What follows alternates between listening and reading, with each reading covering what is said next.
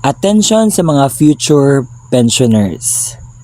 Kung kayo ay nagtatanong at nagbabalak na pagdating sa panahon na kayo ay maging senior citizen, ay gusto nyo malaki ang iyong tatanggapin ng mga benepisyo, lalo na yung pensyon, etong video na ito ay para sa inyo. Dahil may ipapakita akong video sa inyo na kung saan magbibigay iyon ng tips kung paano natin palakihin ang ating matatanggap na mga pensyon. Kasi darating talaga yung panahon na aabot tayo sa pagka-senior citizen at ngayon paghandaan na natin nang sa gayon pagdating ng panahon na iyon hindi tayo magsisisi na gumawa tayo ng hakbang para palakihin ang ating mga pensyon. But bago natin pag-usapan ng content na ito, hayaan nyo munang magpapakilala ko sa inyo. Ako po si Ruel Mendoza Tanyo. Kung ikaw ay bago pa lang sa aking YouTube channel, huwag kakalimutan na i-like ang video kong ito, mag-comment ka if nagustuhan mo ang content na ito, at kung may katanungan ka, huwag kang magdalawang isip na itanong dyan sa baba. At kung nais mo na tulungan ang channel ko na ito na mag-grow, just help me by just subscribing it at i-bell notification mo na para maging updated ka sa mga videos na i-upload ko pa dito sa aking YouTube channel.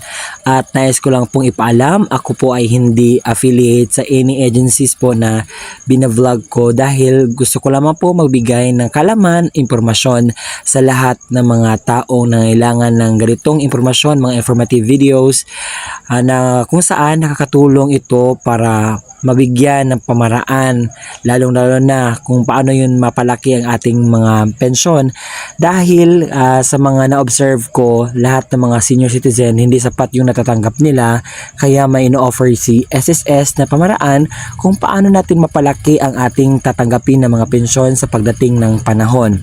So kailangan nating pakinggan, kunan ng aral ang mga ito nang sa gayon hindi tayo magsisisi sa huli na may mga paraan na binigay ang gobyerno or mga agencies pero hindi din ginawa. Ating panoorin. Naghahanap ng paraan si Geraldine para mapalaki ang makukuha niyang pension sa SSS, kaya nagtatabi siya ng pwedeng idagdag sa kontribusyon habang nagtatrabaho pa siya. Para sa akin, kung may stable job, kakayanin. Pero yung mga sa mga, halimbawa mga nagbo-voluntary, baka hindi. Baka kahit pa paano, makakonsider nila na imbis na ipanghulog, ibibili na lang nila ng mga pang-necessity nila. Nakita rin ng kanilang pamilya ang malaking naitulong ng SSS pension ng kanilang ama para sa pang-araw-araw na gastos. May hinihintay ka buwan-buwan, diba, pang dagdag, hindi mo alam kung magme-maintenance ka ba or diba, pang gastos. Kasi pag matanda ka na, wala ka naman ding aasahan na iba. Kundi yun din, makakatulong din yung pension mo. Kaya alok ng SSS ang pension boosters na dagdag ipon ng mga miyembro para sa kanilang pension fund. Ang dating WISP o Workers and Investment Savings, tatawaging My SSS Pension Booster mandatory, at WISP Plus na voluntaryong savings, tatawagin na ngayong My SSS Pension Booster Voluntary. Sa Voluntary Pension Booster, target ng SSS na makumbinsing magdagdag ng impok ang professionals at middle class workers.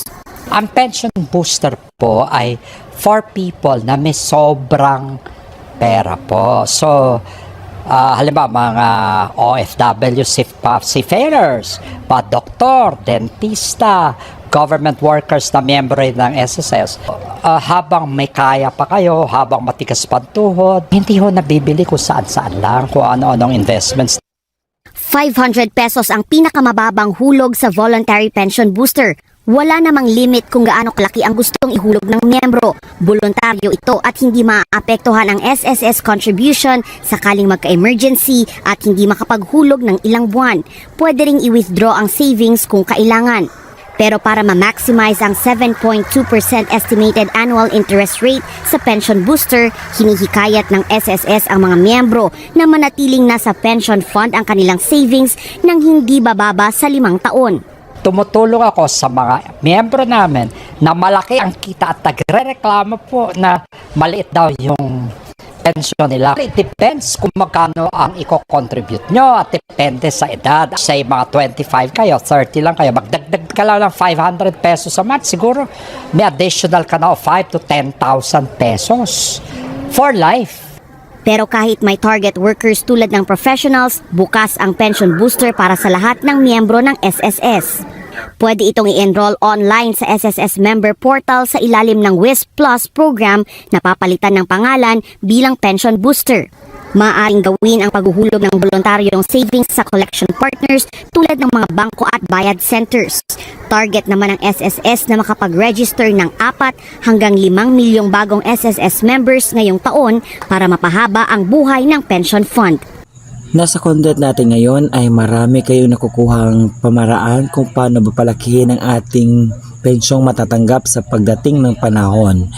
So yan lamang po, maraming salamat sa panonood. See you again next time sa aking mga vlogs.